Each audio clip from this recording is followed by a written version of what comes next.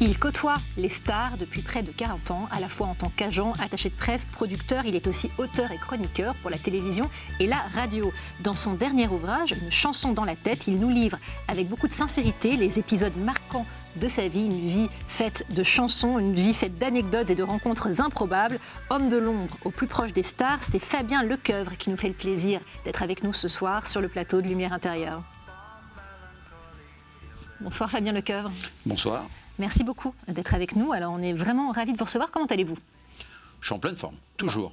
Toujours. C'est vrai que vous êtes toujours très positif, très optimiste. Chaque jour, quand je me lève, je ouvre ma fenêtre, je me dis une journée de plus, c'est formidable. Je suis vraiment, j'ai cette nature-là depuis toujours.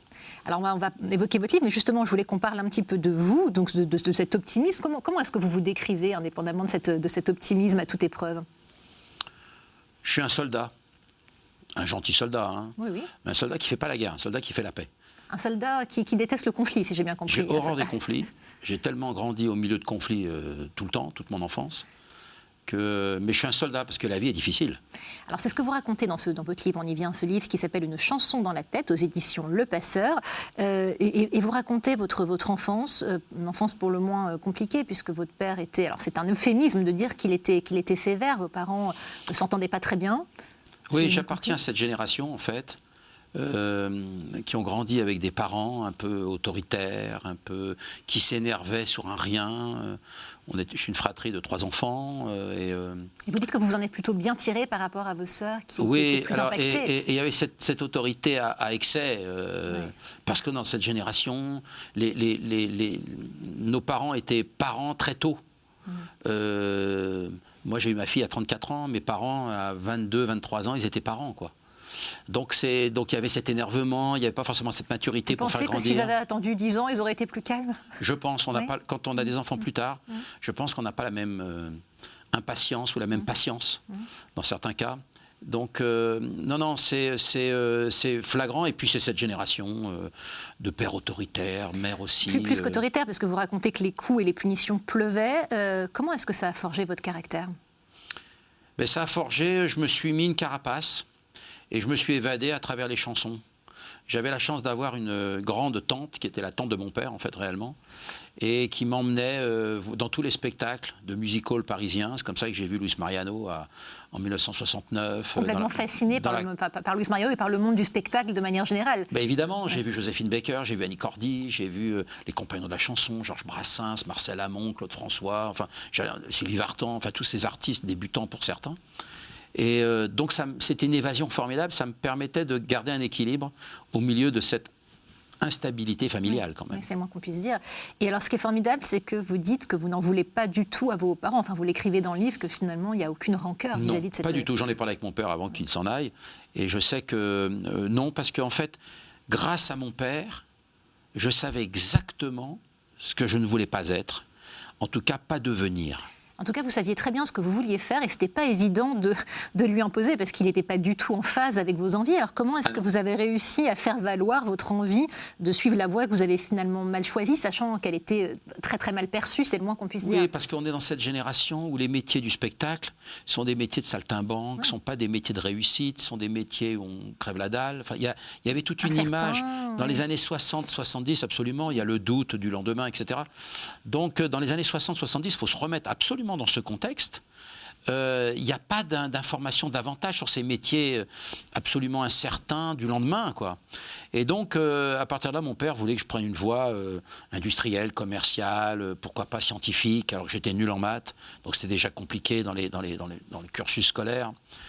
Et alors que j'étais excellent, finalement, en rédaction, j'étais excellent déjà en exposé, dans le cadre d'élocution, de diction. J'étais déjà très bon, déjà dans ma manière d'être. C'est comme ça, on n'y peut rien, alors qu'en maths, j'étais nul. Alors vous dites que vous étiez nul et en même temps, vous avez suivi un parcours qui peut paraître un peu surprenant et qui vous a quand même beaucoup servi ensuite, puisque vous avez été à l'école France de commerce et d'industrie, c'est ça ? L'école de commerce de Paris, voilà. Moisan à Paris. Ouais. Exactement, donc c'est vrai que compte tenu de votre amour pour la chanson, pour la scène, ça peut paraître surprenant et en même temps, ça vous a beaucoup servi parce que ça vous a permis de monter votre structure, d'accompagner les stars sous l'angle plus gestion.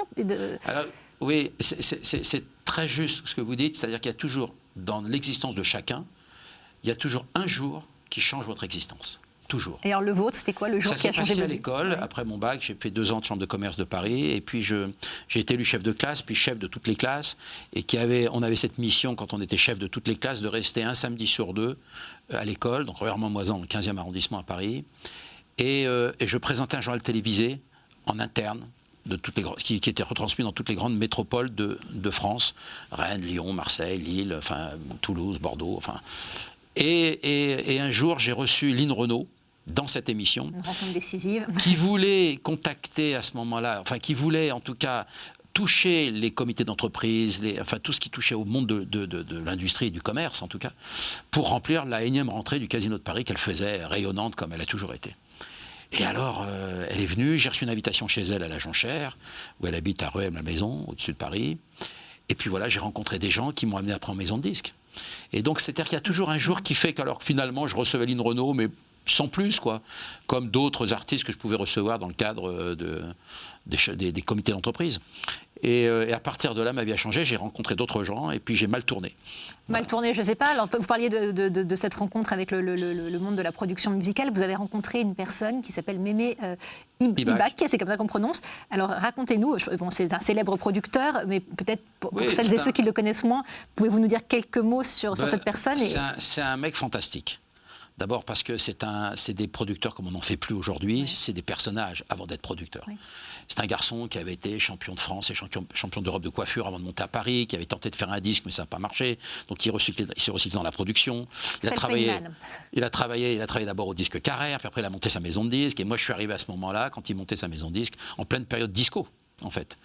Il m'a engagé comme assistant de promotion, puis après je suis devenu attaché de presse évidemment, et après je me suis occupé de plein d'artistes. J'ai commencé à faire mon carnet de téléphone, donc je lui dois beaucoup à ce monsieur. Karen Cheryl, Daniel Balavoine, Madonna, effectivement vous avez fait beaucoup d'autres jolies rencontres ensuite. C'est une période faste finalement qui commençait pour vous. Oui, et puis je franchissais enfin les portes des coulisses, toutes ces portes qui sont interdites généralement au public, et qui me faisaient rêver quand j'avais 10 ans. Quand j'allais voir les artistes dans les théâtres, ou quand ils signaient des programmes à l'issue des représentations, il y avait toujours ce mot comme ça, entrée des artistes, ou interdit au public, accès aux coulisses. Alors tout ça, c'était fascinant d'un seul coup. D'abord, grâce à Lynn Renaud, quand je suis allé la voir au Casino de Paris, quand elle m'a envoyé une invitation, après je l'ai rejoint en coulisses. Évidemment, c'est la première fois que je franchissais ces portes interdites. Et puis après, j'en ai fait mon métier et c'est devenu pratiquement aujourd'hui, je ne vis que dans des coulisses, pratiquement aujourd'hui. Et c'est un bonheur. Et alors ça tombe bien parce que vous avez enregistré cette émission Les Années Bonheur avec Patrick Sébastien, une émission qui a quand même duré de 2007 à 2019. C'est une belle longévité pour une émission. Est-ce que c'était vraiment des années d'extase ?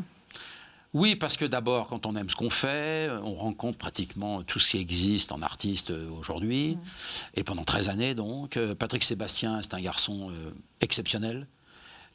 Qui est au-delà d'être animateur ou présentateur de shows télévisés, c'est avant tout un artiste avec un grand A. Donc il a cette sensibilité, il a cet amour du public, il a ce respect des autres, il a cette forme de bienveillance à l'égard des gens qui débutent ou des gens qui sont déjà bien en place. Il a cette forme de respect, en tout cas, il implique ça. Et c'est une école merveilleuse. Et on est restés très amis aujourd'hui, on s'appelle toujours un peu la nuit, comme lui ne dort pas et moi non plus. Ah bon, donc en fait... insomniaques tous les deux. Oui, et donc et on a toujours quelques mots.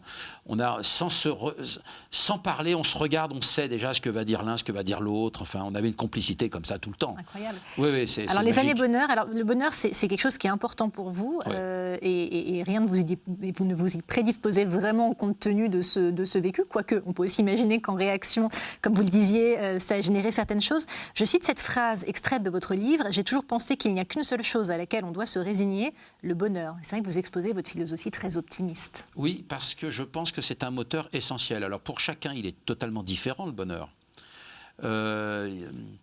Mais en même temps, et puis alors, on ne sait pas qu'on est dans le bonheur au moment où on le vit. On le sait quand on en sort. Quand on en sort. Évidemment, on savait que c'était le bonheur. Donc c'est ça, c'est le paradoxe, quelque part, de ce mot. Mais je pense qu'on ne peut pas vivre... moi, mon univers, ça reste l'art, la chanson, ça reste... Pour moi, c'est une forme de force tranquille en même temps.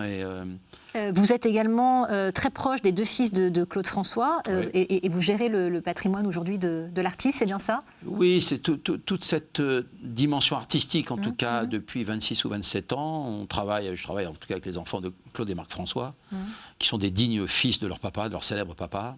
et qui gère les choses aussi admirablement. On s'entend très bien tous les trois, ça se passe bien. Je relabellise tout ce qui est DVD, CD.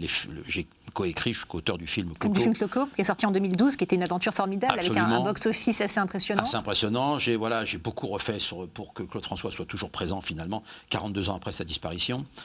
Et voilà, je pense que je me suis toujours accompagné de gens avec qui j'avais envie de travailler, parce que pour travailler autant d'heures dans une journée, on travaille peut-être 15 ou 16 heures par jour. Alors vous travaillez particulièrement beaucoup. Est-ce que vous vous définissez comme un workaholic, comme on dit, comme un hyperactif? Parce que je précise qu'en plus de tout ce que vous faites, je le disais un peu en préambule, vous avez des émissions sur France Bleu, une émission consacrée à la musique. Vous êtes chroniqueur dans l'émission de Cyril Hanouna, sur C8. Enfin voilà, vous avez plusieurs métiers, plusieurs vies. Ouais. Est-ce que voilà, vous travaillez plutôt plus que la moyenne, j'imagine? Oui, j'aime ça. Ma vie, je ne fais pas de séparation entre ma vie privée et mon métier. J'ai décidé, pour être heureux, je ne veux pas d'un seul coup faire de mon bureau à 19h, d'abord dans les métiers de relations publiques, parce que je suis avant tout aussi un célèbre attaché de presse finalement. On ne peut pas s'arrêter le vendredi à 18h, c'est pas possible. Bon, on nous appelle aussi le samedi matin, des fois il y a des événements qui font qu'on est obligé de travailler aussi le samedi et le dimanche, selon l'actualité, quand des gens nous quittent, des grands artistes, où je suis obligé de créer des oraisons funèbres, ou de parler d'eux dans des émissions de télé. Donc c'est toujours un peu compliqué. Donc, comme vous l'avez fait pour Johnny Hallyday, notamment. Alors j'ai fait surtout pour Johnny Hallyday, entre autres Charles Aznavour, et tous ces grands artistes, où j'ai fait les commentaires de leurs cérémonies officielles religieuses. Donc ça a toujours été un petit peu compliqué, mais pour moi, je prends la vie telle qu'elle vient. J'ai pas de règles, j'ai pas de principes. J'imagine que cette interpénétration totale des sphères privées et professionnelles n'est pas toujours évidente à concilier avec une vie personnelle. Vous êtes papa d'une jeune fille qui s'appelle Sarah, qui maintenant est indépendante. Mais est-ce que ça a parfois été difficile de concilier les deux? Non. Non, je me suis toujours accommodé, et puis que ce soit la maman de Sarah ou d'autres femmes avec qui j'ai vécu, elles ont toujours eu cette forme d'intelligence, de comprendre que déjà d'avoir un métier qui nous fait plaisir, une passion, elles me respectaient dans ça, et puis elles ne s'en plaignaient pas, donc j'ai toujours quand même conjugué les choses intelligemment, évidemment. Donc, non, personne s'en est plaint, mais j'avais quand même un modèle depuis mon enfance, on oublie souvent, moi j'en parle aisément, c'était Victor Hugo. Vous en parlez beaucoup dans le livre. Oui, parce que très tôt, j'ai découvert l'œuvre de Victor Hugo, d'abord en 5e, parce que j'ai étudié, comme tous les collégiens à l'époque, le livre 93, évidemment, puis après, j'ai élargi l'œuvre, etc. Et puis, c'était une passion. Et en fait, quand on regarde la philosophie de cet homme, qui avait une foi incroyable, d'ailleurs, il parlait régulièrement dans ses ouvrages de Dieu, etc., il est exceptionnel pour ça. Il en parle. Et puis un jour, j'ai acheté avec mes premiers cachets, j'avais acheté un portrait de Victor Hugo dédicacé à son éditeur Hippolyte Barbou. Et puis j'ai acheté un livre qui s'appelait Les Enfants, qu'il avait retiré de sa bibliothèque à lui, Victor Hugo. Il l'avait offert aux victimes de la guerre de 1870 à l'époque. Il y avait beaucoup d'orphelins qui restaient. Il fallait faire des ventes de charité pour nourrir tous ces enfants qui étaient restés malheureux, sans papa ou sans maman.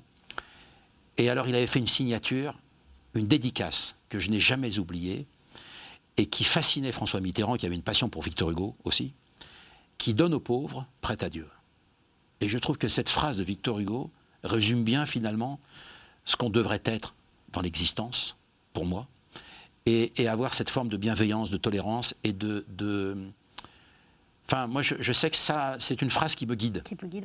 Alors, on va continuer à parler, non pas de Victor Hugo, quoique peut-être, mais de vous.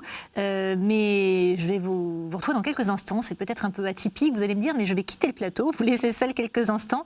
On se retrouve dans quelques secondes.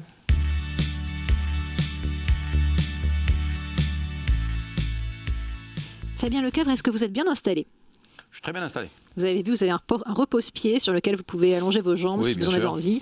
Faites comme chez vous. Mais là, je peux m'endormir. Hein. Alors non, pas tout à fait. Enfin, on va essayer de faire en sorte que vous ne vous endormiez pas. Et pour que vous ne vous endormiez pas, je vais vous demander ce que c'est pour vous que la vocation. La vocation, pour moi, on part de la naissance. C'est-à-dire, je pense qu'à la naissance, on est exactement ce que l'on va devenir. Ça, la vocation. Comme si c'était écrit d'avance, quelque part ? Je ne sais pas si j'utiliserais ce mot, en tout cas, qui conditionne la phrase suivante, mais non, je pense que la vocation, elle est en nous. C'est-à-dire qu'on naît avec une forme de... Les grands médecins naissent déjà médecins, très sincèrement. Les grands acteurs sont acteurs à la naissance, très tôt. Et les grands public relations sont déjà des gens qui sont doués, en tout cas, dans la communication, dès la naissance. C'est vrai que dans l'idée de vocation, il y a l'idée d'inclination, d'un penchant particulier pour un certain genre de vie, un certain type d'activité, oui, finalement. Très tôt. Très tôt, même si on est en opposition avec ses parents, très tôt aussi. Et il y a aussi d'ailleurs une dimension religieuse dans le terme vocation, de l'idée d'un mouvement intérieur par lequel on se sentirait appelé, là non pas par un métier en particulier, mais par Dieu. Complètement. Je pense que, d'ailleurs, j'ai côtoyé et j'ai fréquenté de très grands religieux, et je crois qu'eux-mêmes sont déjà habités intérieurement, justement, par cette idée, par cette présence, par cette envie d'aller vers l'autre.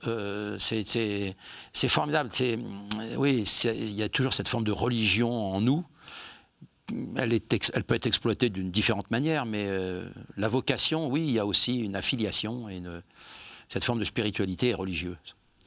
Quand vous parlez de religieux, vous avez des noms en tête en particulier? Vous pensez à des personnes? Moi, j'ai eu la chance en juin 1980, c'était la première fois que Jean-Paul II venait en France, à ce moment-là. Et il y avait eu une garden party à l'Élysée l'après-midi. Et j'avais été invité à l'époque. C'était le président Giscard d'Estaing qui était encore au pouvoir à ce moment-là. Et j'ai eu l'occasion de lui serrer la main à Jean-Paul II et d'échanger quelques phrases, parce qu'il parlait très bien français, Jean-Paul II d'ailleurs. Et il n'était pas encore, il venait juste d'être nommé en 80, ça faisait très peu de temps qu'il exerçait déjà sa fonction de pape. Et donc il était très accessible, il s'exprimait facilement, il n'était pas encore protégé par souvent une cour d'évêques extrêmement en charge de son devenir. Et donc j'avais été très impressionné par ce grand homme, qui était Jean-Paul II, et ce regard qu'il avait sur les autres. À partir de là, alors je n'ai pas connu les précédents papes bien sûr, mais j'ai trouvé que le regard changeait. Voilà un homme de vocation, par exemple, sincèrement. Voilà, pour moi, c'est un bon exemple de quelqu'un qui a eu cette vocation très tôt, comme a pu l'avoir dans d'autres domaines, un grand acteur. Vous prenez Francis Huster, très tôt, il était acteur. Jean Gabin, Charlie Chaplin, il était déjà Charlot, déjà pratiquement à l'âge de 8-9 ans. Francis Huster qui sera à votre place bientôt, puisque nous le recevons prochainement dans l'émission. Immense acteur, évidemment. Immense acteur. Mais alors, vous, pour revenir à la vocation, entre guillemets, professionnelle, ce qui peut paraître fascinant, c'est que dans votre famille, il n'y avait pas forcément, souvent, on est acteur de père en fils, chanteur de père en fils. Alors certes, vous le disiez tout à l'heure, vous avez été voir en famille Luis Mariano et d'autres, mais d'où vous vient cette attirance, ce goût de travailler dans le milieu de la chanson populaire? Je pense que ça a été une thérapie pour moi. J'avais un tel contexte familial extrêmement compliqué, difficile, douloureux, que le spectacle, les paillettes, les lumières, les scènes, tout simplement, les paroles des chansons, on a la chance d'être dans un pays où la chanson française est exceptionnelle, exceptionnelle, que ce soit musicalement, avec les notes, ou en termes de texte, on a eu des auteurs exceptionnels. Et je pense qu'il y avait cette forme de consolation. J'ai été chercher dans la lumière, j'ai été chercher dans la scène, dans les paillettes, en tout cas, ce que je n'avais pas à la maison familialement, à mon sens. Je peux l'expliquer que de cette manière. C'est intéressant cette notion de consolation, d'évasion peut-être aussi. Oui, mais quand vous parlez avec beaucoup de fans de chanteurs, qu'on soit Claude François, Johnny Hallyday, Paul Naref, Gainsbourg, tous les fans, les grands fans, ils ont toujours un public assez fidèle, tous ces grands artistes. Quand vous parlez avec eux, vous voyez bien qu'il y a une forme de compensation aussi. C'est-à-dire qu'on voit bien que ils sont devenus fans d'un Johnny Hallyday, par exemple, parce que les paroles de Johnny dans ses chansons, c'était une consolation, c'était une manière, c'était un pendant dans leur vie douloureuse à côté. On s'aperçoit, et c'est pour ça qu'on ne peut pas imaginer un instant, mais pas un instant, une vie sans chanson. Est-ce que vous imaginez si on n'avait pas de chanson dans la vie? On chante depuis l'Antiquité, depuis la nuit des temps, depuis que l'homme parle, on chante. C'est formidable. C'est-à-dire que c'est une expression vocale, corporelle, mais on guérit par des chansons. Vous savez que les gens qui ont parfois des troubles de la mémoire, etc., n'ont jamais perdu les paroles d'une chanson qu'ils connaissaient. Jamais. C'est-à-dire que c'est très, très curieux. C'est dans notre être. Je pense que on ne soupçonne pas l'importance d'une chanson dans nos existences. Au-delà de ça, on a tous été marqués par un événement joyeux ou triste, par une grande chanson souvent, au moment où vous vivez un instant périlleux dans votre existence ou très heureux, souvent vous avez une chanson dans la tête, très souvent. Et donc, non, je pense que ça a été un des médicaments pour moi par rapport à ces douleurs d'enfance essentielles, vraiment, et très efficaces. Et pas que sur moi, vous savez, je parle de moi, pardonnez-moi, mais quand moi je rencontre d'autres et je m'entretiens avec d'autres personnes, souvent, ils ont eu un parcours assez identique au mien. Et la chanson a été une consolation. Moi, je crois, mais qu'on aime la chanson populaire, la chanson poétique, la chanson, le rock'n'roll, qu'on aime les chants grégoriens, qu'on aime... peu importe. Et une chanson, elle est très importante pour soigner nos âmes et nos... et là-dessus, je défendrai toujours ça. Et je connais l'importance des grands artistes. C'est pour ça que je rêvais toujours de les mettre un jour au Panthéon, tous ces grands artistes. Parce qu'on a des maréchaux d'Empire, on a des grands auteurs, on a des grands savants, on a des grands résistants, mais on n'a pas de grands chanteurs au Panthéon. Moi, j'aurais mis Joséphine Baker, j'aurais mis Maurice Chevalier, j'aurais mis Charles Trenet, j'aurais mis Johnny Hallyday au Panthéon. Parce que c'est des gens... jour, peut-être. Oui, parce que ce sont des gens qui ont tellement apporté, on ne se rend pas compte de l'importance des artistes dans la vie de chacun. Alors, ce qui est intéressant quand on vous entend et quand on lit votre livre, c'est qu'on vous sent très déterminé. Et donc, je me posais la question, est-ce que vous avez déjà douté de ce chemin professionnel ou est-ce que justement, c'était vraiment une vocation? Et dans l'idée de vocation, il y a quelque chose d'un peu inébranlable. Est-ce que ça vous est déjà... Alors, vous faites plusieurs métiers, hein, vous n'en faites pas qu'un, mais quand même tous autour de avec ce même dénominateur commun qu'est la chanson. Est-ce que vous avez déjà eu envie de faire autre chose? Est-ce que vous avez déjà eu des doutes ou jamais? Non, je n'ai pas de doute. Je savais depuis on va dire, mon adolescence, même mon enfance, je savais ce que j'allais devenir. Et je ne le dis pas dans le sens prétentieux surtout. Hein. Je le savais de manière spirituelle. Donc il n'y a aucune prétention là-dedans.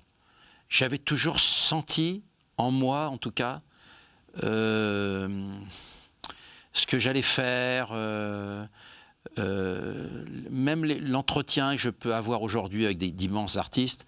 Je savais que c'était mon chemin de vie, en fait. Voilà, je le savais. Alors pourquoi? Je ne sais pas. J'avais cette vocation en moi, j'avais cette forme de savoir, de devenir. Je n'ai aucun don de voyance, absolument pas. Mais c'est au-delà d'une voyance, c'est ce que l'on est, en fait, en soi. Je savais, en fait, que j'allais être... Enfin, oui, j'allais devenir, en tout cas, quelqu'un... Parce que finalement, dans mes fonctions, dans mon métier, dans ma manière de vivre, finalement, je suis très précautionneux des autres.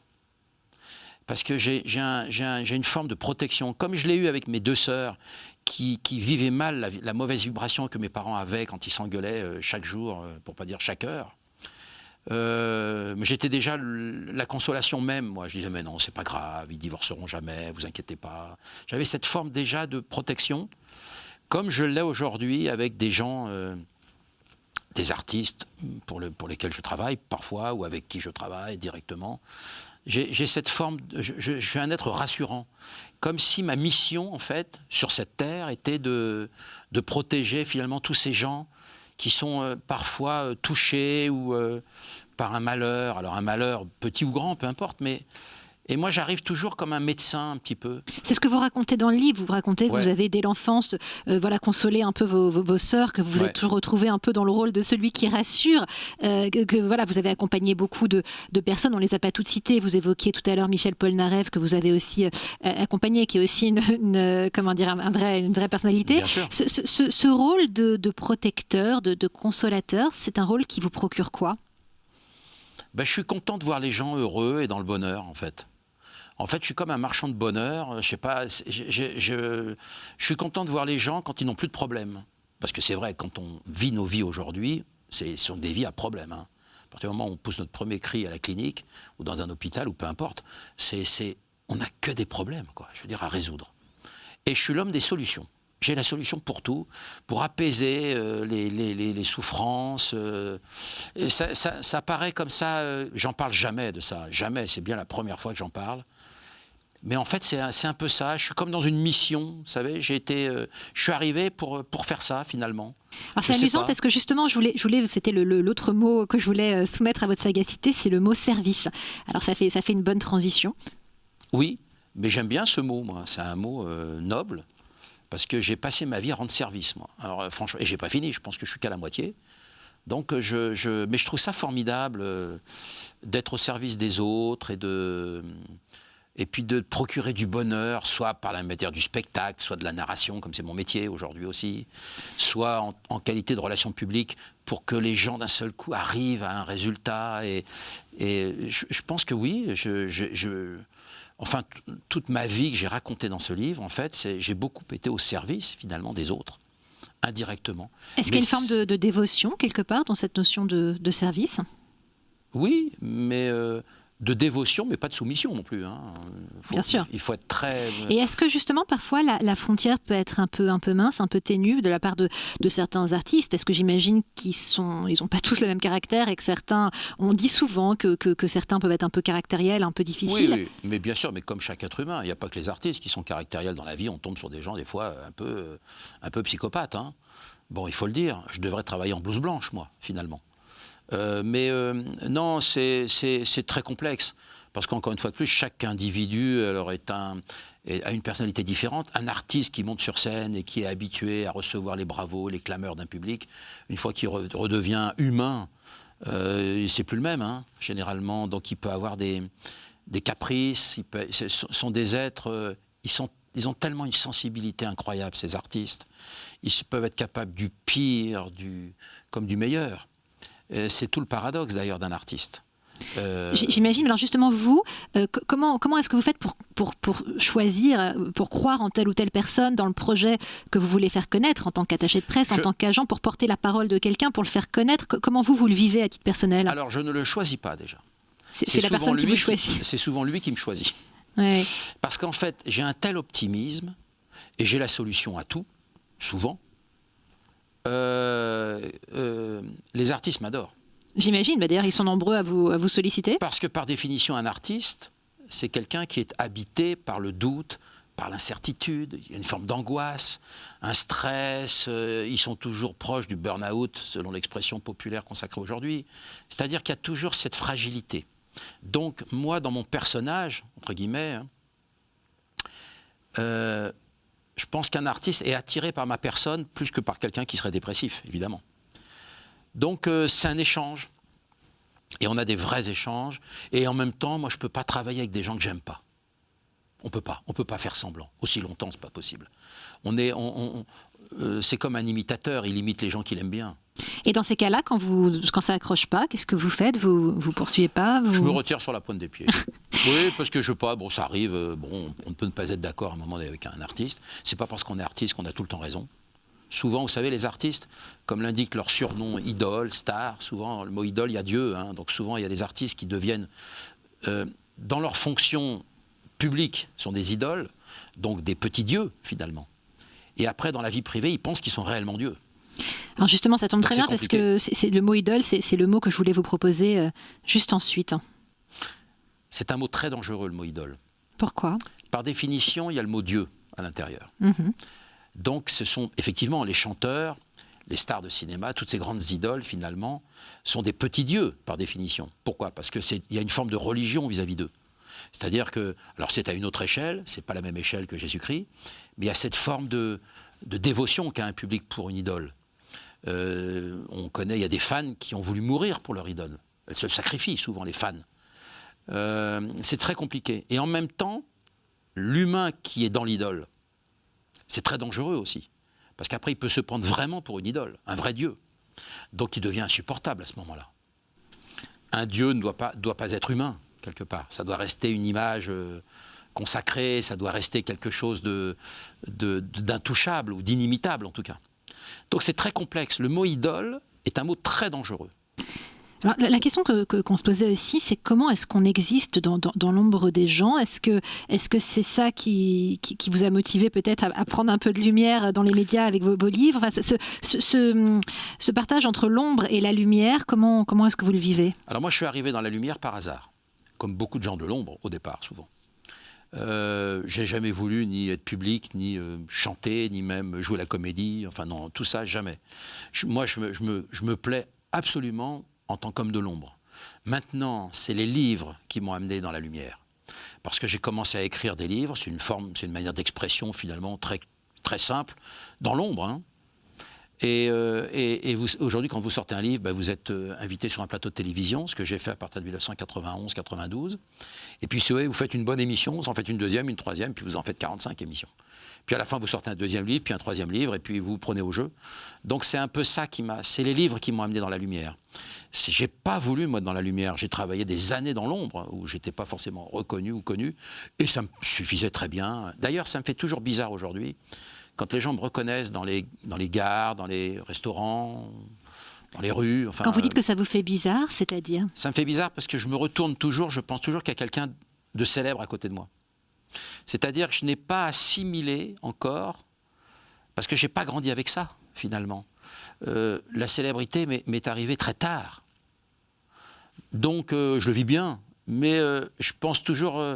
je me souviens quand je suis allé la première fois signer des livres dans un centre commercial qui était à Orly. Et quand je suis arrivé, il y avait des affiches de moi dans toute la galerie, etc., accrochées en l'air. Je suis arrivé, mais je voyais tout ce monde et j'avais dit aux organisateurs, je dis, mais tout ce monde, vous attendez quelqu'un ? Il me dit, bah oui, vous. J'en revenais pas. C'est quelque chose qui m'avait... des fois, je ne comprends pas que je remplis des salles quand je fais des conférences sur la chanson française, par exemple, beaucoup en France, en tant que spécialiste maintenant, finalement. Il y a 600 personnes, 300 personnes, 800 personnes.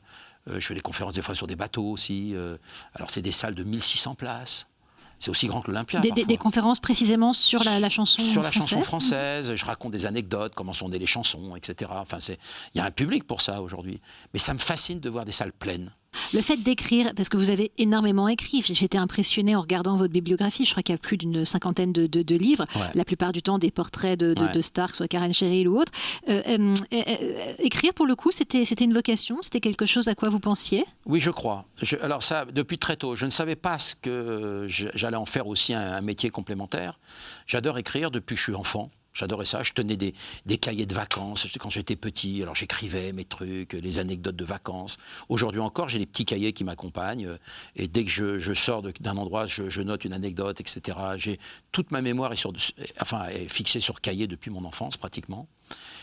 Et puis j'adore ça parce que j'aime écrire sur les autres. Et là, j'étais en souffrance terrible quand il a fallu que j'écrive ma propre vie. Je raconte ma propre vie. J'ai mis 2 ans pour faire ce livre. Alors sur les 60 ouvrages que j'ai pu faire avant, je mets à peu près 3 mois, 4 mois, 6 mois pour écrire un livre, maximum. Et qu'est-ce qui a déclenché l'envie de l'écrire, ce livre ? Est-ce qu'il y avait une dimension un peu cathartique de raconter ce passé un peu douloureux ? Qu'est-ce qui a été à l'origine ? Alors, je ne pensais pas le faire, jamais. Je pensais que j'étais trop jeune pour le faire, surtout. Et puis en même temps, comme j'ai commencé très tôt ma carrière, à 17 ans et demi, après mon bac et après mon diplôme de la Chambre de commerce de Paris, c'est mon éditeur qui m'a convaincu. Et moi, la première chose, je lui ai dit... Pierre Bonte, immense journaliste, évidemment, que j'admirais beaucoup quand j'étais enfant, et on est devenus amis depuis. Il a donné mon téléphone à mon éditeur, c'est aussi simple que ça, qui lui a dit « Ah, ce serait bien d'avoir Fabien Lecœuvre, il a tellement raconté les autres, ce serait bien qu'il se raconte lui. » Il trouvait qu'il y avait une demande sur le terrain. C'est comme ça. Moi, la première fois, j'ai dit « Ah bon, mais ça va intéresser qui ?» Et quand il a parlé avec moi, il m'a dit « Mais la philosophie que tu as, les bonnes ou les mauvaises expériences que tu as pu avoir dans ton existence, aussi courtes soient-elles, mais quand même, enfin, ça représente quand même plus de 50 ans de vie, quelque part. Il m'a dit, c'est riche d'enseignements pour les autres. À partir de là, il m'a convaincu. Alors, il a fallu qu'il me remotive un petit peu, ce qui est curieux, parce que j'avais besoin de moi aussi de quelqu'un pour me motiver. Parce que à chaque fois, je disais, oh là là, mais je raconte ça, mais encore, oh là là. Puis alors, je sentais que c'était un travail en même temps sur soi, quand on raconte sa vie. C'est une thérapie, encore une fois de bien plus. Sûr, hein. Bien sûr, c'est plus difficile d'écrire sur soi. Et justement, je voulais vous demander, parce qu'on était sur la notion d'idole, quand on écrit sur les autres, est-ce que c'est une forme de déclaration d'amour ? Est-ce que c'est une forme d'amour que vous éprouvez pour toutes ces célébrités que vous avez accompagnées ? Et alors, il y a plusieurs questions en ligne, mais on parlait tout à l'heure de service. Est-ce qu'on peut tout faire comme ça pour les autres. Alors j'ai conscience qu'il y a plusieurs questions en une, mais je voulais comprendre ce rapport aux autres et cette déclaration d'amour quelque part pour les personnes que vous avez accompagnées et pour lesquelles vous avez fait énormément. Oui, mais votre question est pertinente et en même temps très juste. C'est-à-dire que moi, je ne peux pas écrire sur quelqu'un que j'aime pas. Ça, c'est clair.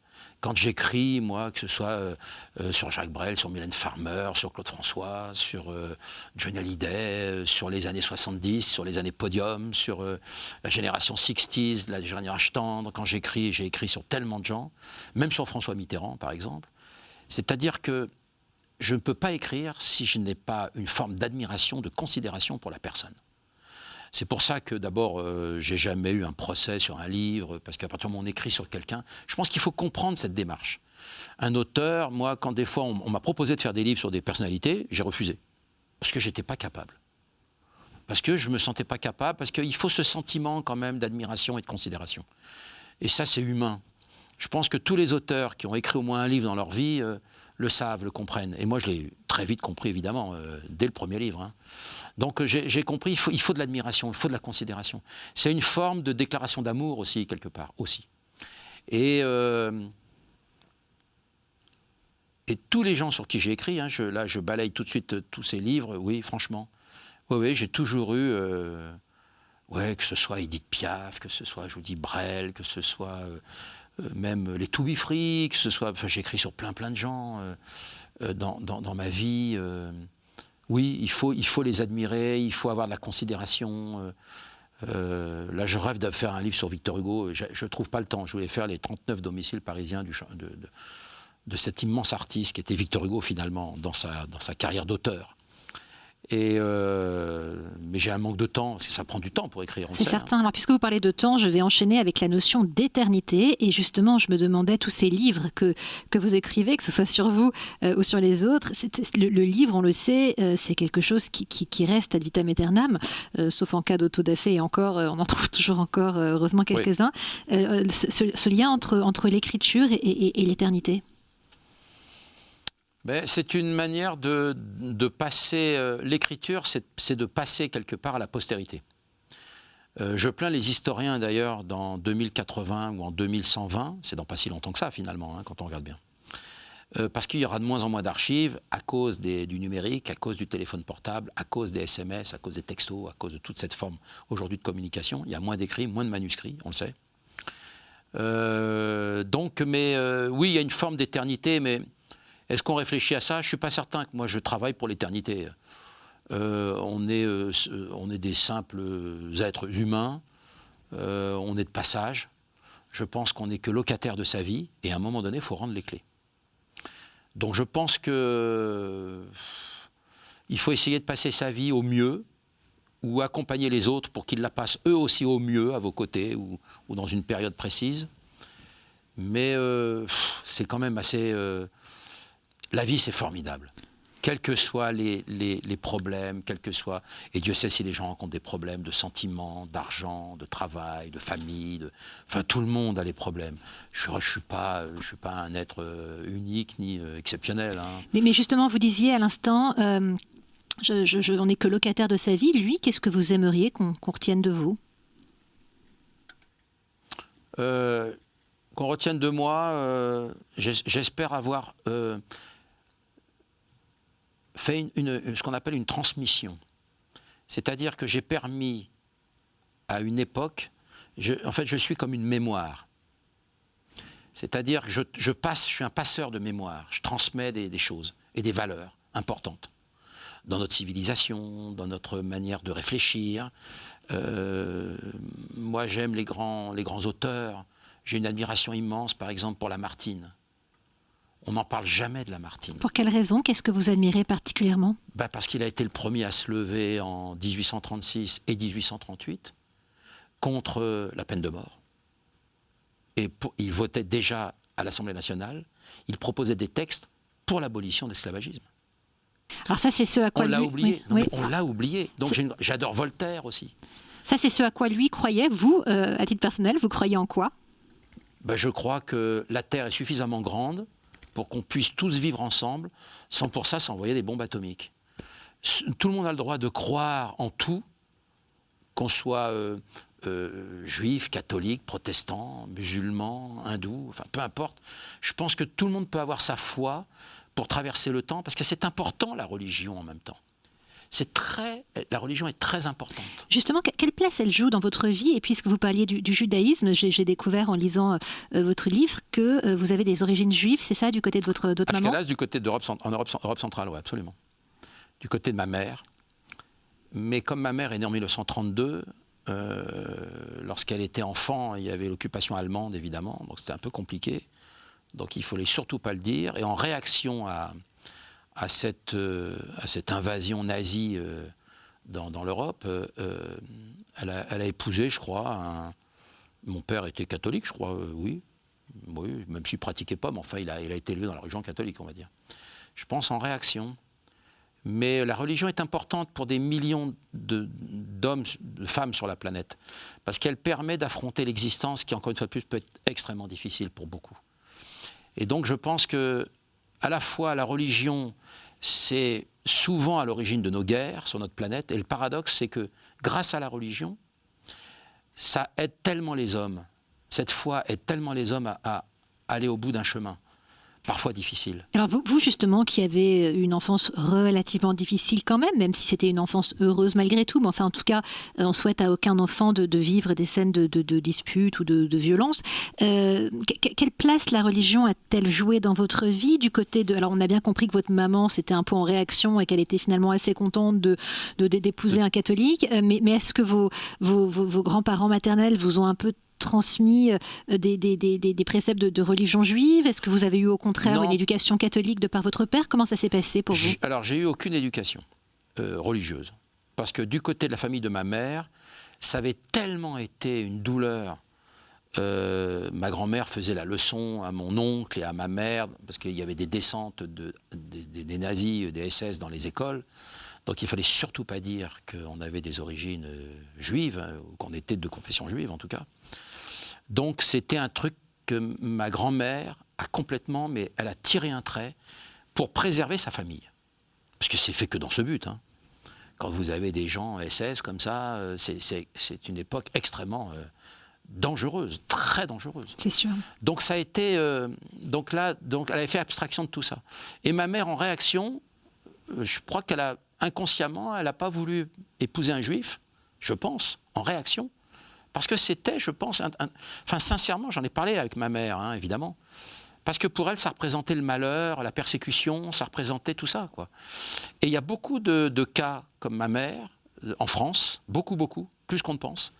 Et ma mère a épousé quelqu'un qui finalement a grandi dans une France judéo-chrétienne, quoi. Bon, avec mon père a été enfant de chœur, etc. Enfin, mais moi, ils m'ont obligé en rien, quoi. Moi, j'étais pris entre les deux religions, finalement. Mais personne n'imposait rien à personne, pas même à leurs enfants.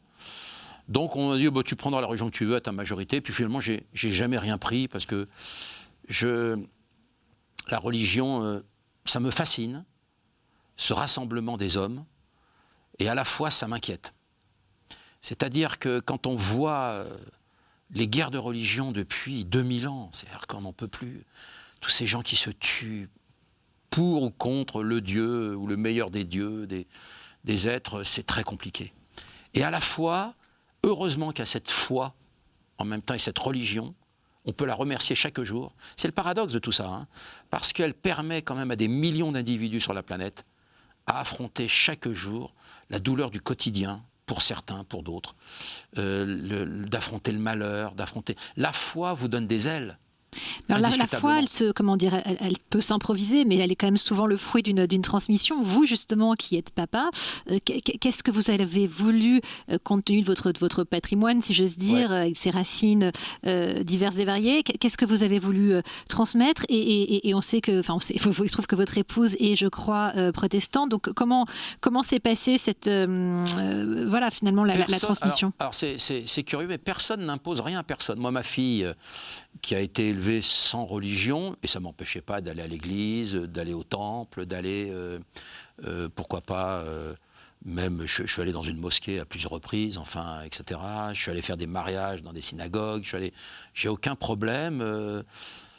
Je sais faire la part des choses, en fait. Je respecte chacun. C'est ça, en fait. Moi, ma religion, c'est ça, c'est de respecter la foi et la croyance de chacun. J'ai aucun avis là-dessus.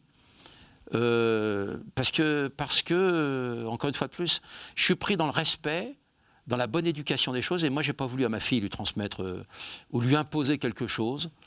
Si elle ressent le besoin un jour, comme on peut le ressentir des fois quand on arrive à la moitié de sa vie, tant mieux. Et puis et ça ne l'empêche pas d'aller... Moi, j'adore les églises, par exemple, j'adore ça.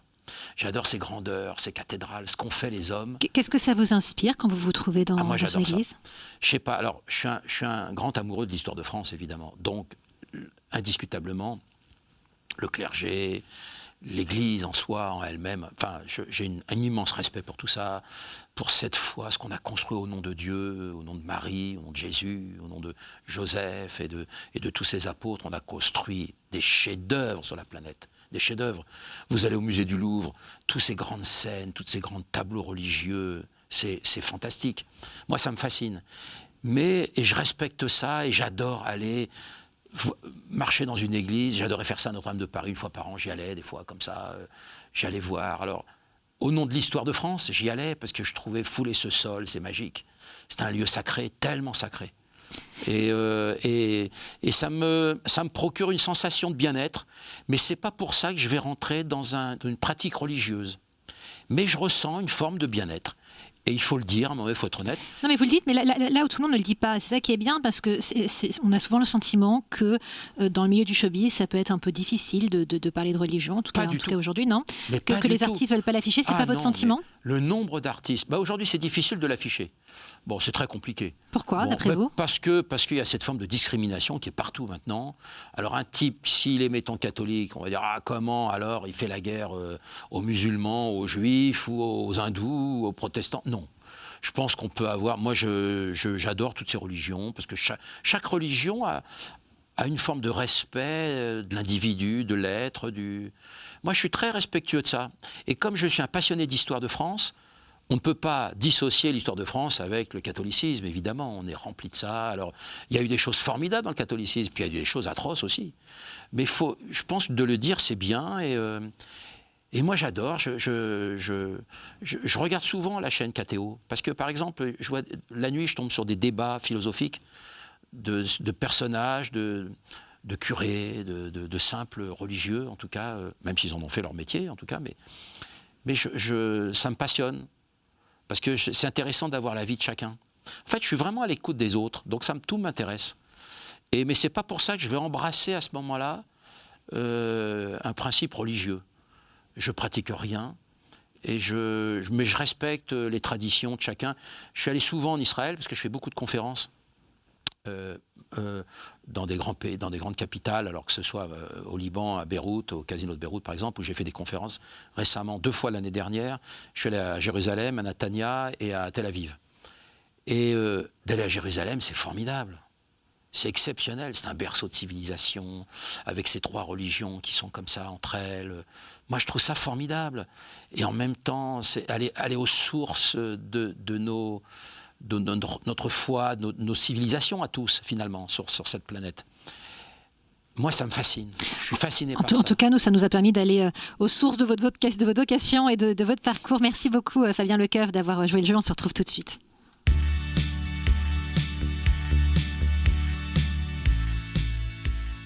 Alors, merci beaucoup, Fabien Lecoeuvre. Comment ça s'est passé pour vous, cette expérience? C'est très agréable. Je crois que je n'ai jamais parlé comme ça en plus, parce que vous m'interrogez sur des choses tellement personnelles, finalement, que je ne raconte pas. Jamais. Dans aucune autre émission de télévision. Oui. Et en même temps, j'espère que. Et en même temps, tellement fondamental, parce que c'est les piliers de ce sur quoi on s'est construit, finalement. Oui. Et c'est le formidable de l'existence. La vie est fantastique. Parce qu'elle est riche, justement, de ces échanges et de ses opposants. On le sait. Tout est en opposition tout le temps dans l'existence, tout le temps. On n'existe que dans l'adversité, finalement. Et quel que soit le métier, la famille, la relation qu'on peut avoir avec une personne, on est toujours en opposition. Oui, il y a toujours une explication. En tout cas, votre parcours s'explique très bien, vos choix s'expliquent très bien en opposition par rapport à ce que vous avez vécu. Est-ce que vous avez un rêve fou? Alors, un rêve fou, pas de si fou que ça. J'espère que j'y arriverai. Je pense que moi qui défends les artistes, qu'on soit acteur, chanteur, animateur, humoriste, je défends les artistes et mon grand rêve serait de mettre en place ce qu'on n'a jamais osé faire, parce que tous ces grands artistes, finalement, sans cet art, sans le théâtre, sans la chanson, sans le cinéma, sans même les grands peintres, les grands sculpteurs, etc., si on n'avait pas d'art dans la vie, on ne pourrait pas vivre. On ne pourrait pas. C'est une thérapie, c'est un médicament fantastique. La chanson, le cinéma, le théâtre. Allez au théâtre, vous allez voir des pièces drôles, d'un seul coup ça vous amène du rire, ça vous change l'esprit, vous allez écouter une chanson. Il y a des chefs-d'œuvre dans la chanson. Ça vous change. Moi, ce que je rêve, c'est de trouver un système en France, de créer un ministère pour défendre les grands artistes. De devenir ministre de la Culture, finalement. Je ne sais pas si on me donnera un jour cette fonction, si ça se produira. Mais en tout cas, je voudrais protéger, je voudrais assumer. J'ai tellement vu d'artistes à la fin de leur vie dans la misère. Je voudrais qu'on trouve un système pour pouvoir pérenniser en tout cas ce métier. Parce que ce sont des médecins, les artistes. Ce sont des grands médecins. Vous allez voir jouer, de l'âme. C'est les médecins, absolument. Ce sont les médecins de nos âmes à tous. Et ça devrait être pris en compte. Je ne vais pas dire un remboursement par la sécurité sociale. Écoutez, on ne sait jamais, on commence à rembourser le sport sur ordonnance, donc peut-être, on ne sait jamais. Alors, quelle est pour conclure, parce que malheureusement, on s'achemine vers la fin, si vous aviez une baguette magique, alors au-delà de pouvoir manger sans avoir à faire de régime et au-delà de devenir ministre de la Culture, quel rêve est-ce que vous aimeriez réaliser ? J'aimerais vivre jusqu'à 110 ans. Je pense que je vais les faire. Pour vraiment continuer à profiter de la vie Oui, à condition d'être bien, évidemment. J'ai déjà prévu mon épitaphe. D'accord. Sur ma tombe. J'ai déjà prévu. C'est la phrase que je voudrais mettre. Alors, on a le droit de la savoir ou c'est top Oui, secret, bien sûr, je l'ai réfléchi. Ça fait des années que je réfléchis à cette phrase. C'est curieux de réfléchir à sa mort en même temps Mais parce que je la côtoie tellement dans mon métier. La chanson française, c'est devenu un cimetière. Non, mais c'est hallucinant. C'est triste. J'ai connu tellement de gens qui ne sont plus là maintenant. Mais c'est parce que j'ai commencé très tôt. Alors en même temps, j'ai une phrase qui est optimiste. D'accord. Que je voudrais faire graver un jour sur ma dernière demeure.